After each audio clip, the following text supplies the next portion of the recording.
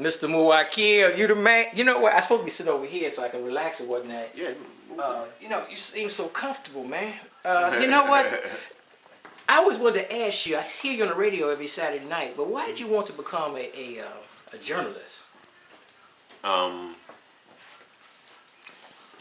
you know, since I was very young, man, I had a talent, writing talent, or a desire to write, because I had a desire to read. My mother used to read to me. She gave me a reverence for the written word, man. You know, I used to sit on her lap and she would read the comics to me, and every Sunday I would look forward to these newspapers. We would get all these newspapers in New York, and it would be heavy with comic sections, and she would read just about all of the comic sections. You know, that was the highlight of my week. You know, so reading was very important to me. You make me feel like a bad parent because I refuse to read to my children. Yeah, man. I let them watch video games and That's stuff. That's powerful, brother, to have someone read. Because see, when that happens, the parent devotes undivided attention to the child, and you get a determined sense that you are of interest to the parent. You know, the parent is devoting interest to you, and so you're an interesting person, and that's an extremely important feeling to have as a young person. You know, that you have inherent value. So so it was that, my sense of worth was tied up with reading and all that. So I used to read and write, and I would always want to record what had happened to me. You know, I would want to put it in my own words. You know. Even in grammar school? Yeah. In grammar Wow. school, yeah. I had a whole lot of little stuff that I would write about. This is in New Jersey, right? New York first. You was in New York. What borough? Harlem. I grew up in Harlem. How many years? You was in I Harlem? was in Harlem until I was 9, but then I still lived there because I went to school in Jersey and came to home every weekend.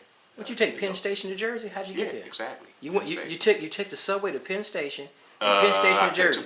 I took the bus to Penn Station and then Penn Station to Jersey. When I got on Friday, I would take in Linden. There was a station 3 blocks from my house, 4 blocks from the house, and I would come from school, change clothes, take my little bag, and I didn't really have to bring much because most of my stuff was in New York. Because my mother lived in New York. I was living in Jersey with my grandmother. So, so I lived in Jersey. I went to school in Jersey and lived in New York on the weekends. I mean, New York was my home, essentially. So, I grew up in that kind of environment. I went to Catholic school in New York and public school in New Jersey, and when I was in Jersey, because I had gone to Catholic school, I was ahead academically. So I had the reputation of being smart in Jersey, and that reputation, I became proud of it, and so I tried to uphold it, and it kept me, attuned to academics in a way that I probably wouldn't have been. This is the early '60s. Early '50s. Early '50s. Like I said, I showed up in '62. I forgot you got some few years on me. In the '50s, yeah, man. You got early '50s. Yeah, it is '50s. But New York, New Jersey in the '50s, of course, it wasn't like the segregated South. But, no, it wasn't. But how was it? It wasn't bad, man. I mean, I really didn't know any white people until I moved to Jersey. Most of the white people I knew in New York were store owners. And even then, there weren't that many. But my mother took me all over New York. She exposed me to everything. So I was very comfortable among white people. So the leap from New York, New Jersey, or down the street, if you will, to Rutgers wasn't a big. No, right. This part of Jersey is about 12 miles from New York anyway, if that. And so it was a small jump. On the train, it was 45 minutes. I can get from Jersey to New York. I can get from my grandmother's house in Jersey to my mother's house in New York in an hour and a half. And I know that because I was addicted to the Rin Tin Tin show, and it came on at 7:30. And if I left in time, I would make it. So you got to explain to people, Rin Tin Tin was a dog. Rin Tin Tin and was people, a dog. people at home, That's in right. certain age, That's I remember seeing a little bit of Rin Tin Tin like on Channel 9 when I was a real kid. A handsome German See, Shepherd. you're right. I was of the age of Lassie. See, we were Lassie. See, okay. Rin Tin Tin preceded Lassie. Yes, So, indeed. when I used to hear about Rin Tin Tin, this myth of Rin Tin Tin, and I didn't realize he was a dog. He was a dog. That's right. So I was, that was a bomb, Rin Tin Tin. He was the bomb for me. I had to make sure I got home in time to see Rin Tin Tin, so that would keep me on the mark. So I would get to Penn Station in New York, and at one time, and my mother would pick me up generally, because see, my mother worked at the post office in New York, and I was very close to Penn Station. And so she would leave her job at the post office and come to relay me as I came off the train from Jersey, and we go on home. And one day she didn't show up on time, and I left. Oh no, I forgot exactly what happened. Somehow I didn't. We didn't hook up. But anyway, I left on my own, and and it was unusual to have a young boy like myself leaving and going into the wilds of New York and Manhattan and going way down to Harlem, but I had to see Rin Tin Tin, so. You see, I was trying to get to Rutgers College, University rather, Rutgers, and Rin Tin Tin got in the way. And that's all good, it's beautiful. I started to tear up there for a second.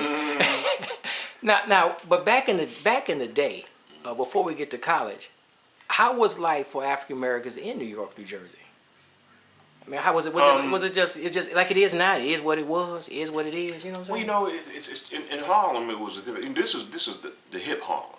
This was the time when this was one of the hippest times in Harlem. When I grew up, when down on one side of the block, there was the Woodside Hotel that Count Basie wrote a song about, and so we had all these beboppers that would hang out down there. And it was really vibrant cultural activity. And on down the other side of the block, it was like a vacant lot, and you would have these doo-woppers all the time singing, and so with very rich cultural exchanges going on, and a lot of music was a part of it, and so it was, but in a larger context, we were constrained to Harlem. It was a ghetto. And there was clear economic divisions, clear class divisions, but to us, it was Harlem. And there was a lot of class integration. Down next door to me was a doctor who lived next door, Dr. Goldman. And, professionals were among us. So we could aspire to be certain things, and it didn't seem unusual, But college back in the day, it still wasn't for everyone. No, it wasn't. It wasn't. So how did you make the leap to college? Well, that was, after I left New York, like I say, my mother set the foundation, man, with that reading to me. I had that reverence for the written word, and that leads you into certain pursuits. Did you go to the military first, then college, or vice versa? No, I went to the military first and then college. But in school, I was, as I say, I had a reputation of being smart. Right. And so, I was, although I didn't fulfill that reputation a lot of times because I was, also. You were young. I was a young black man, who had a lot of interests that were not academic. Yes. And so I squandered. Want to tell those stories? I squandered a lot of my opportunities, but still, I still had a basic foundation. And then, in '63, we decided to go to D.C. They were having this big march in August. We didn't know anything. It was a civil rights march and whatnot. We didn't know really too much about the civil rights aspect of it, but we knew there were going to be a lot of women there. You drove or took the train? We drove. Drove down to D.C.? It was 5 of us. To see the march? Yes, indeed. We drove. We left Jersey in the afternoon, No. We left early that morning, and we drove on the turnpike, and made it to the march, and had a really good time, man. It was Did you see Dr. King? I heard him, but I only heard it vaguely because I was, we went there for the women, man, and we found them. It was that was certainly a very accurate prediction that there would be a lot of women there. So Dr. King had a dream, and you also had a dream. Oh man, a different dream. Different dream, and that dream was fulfilled. And I've maintained a relationship, or we stayed in touch with some of the sisters that we met during that period, because all of us kind of tiptoed into the civil rights movement because of that. Although a lot of us really weren't that into it. But you were young. Yeah, exactly. Yeah, you were young. But the spirit of it caught on, And And then the next year was the riots, the first long hot summer riots in Harlem, New York, and so I experienced that, and then I got singed by that a little bit. My cousin got shot in that, so I decided to go in service, man. So get away back in from the day, there was a draft then, wasn't it? There was a draft then, yeah. And so you, instead of being drafted, you enlisted. Yeah, I enlisted into the Air Force. Smart move. Yeah. Well, yeah, it was. I mean, It you turned out could have enlisted into the Army. I could have. Yeah. It turned out to be a smart move because I didn't wind up in Vietnam. I wound up in Germany, and in fact, I wound up in, as I'm finding out more, the more research I do on it, in really one of the elite sectors of the Air Force, the security service, which I didn't realize at the time, but I think something like 2% of all of the highest scoring airmen could make it into the security service. So we had to really be some brothers as well. We had to really be high scoring, high achieving, academically prepared folks, which I didn't as I said, I didn't realize at the time. There was a few brothers, in the service with me. In fact, there's a brother in Chicago who we were in Germany together, who I met here, and we talk about, and we both of us really never realized that we were part of an elite force. It's the NSA. It was an NSA detachment, essentially. The NSA. The NSA, right? The infamous NSA. Long before Edward Snowden.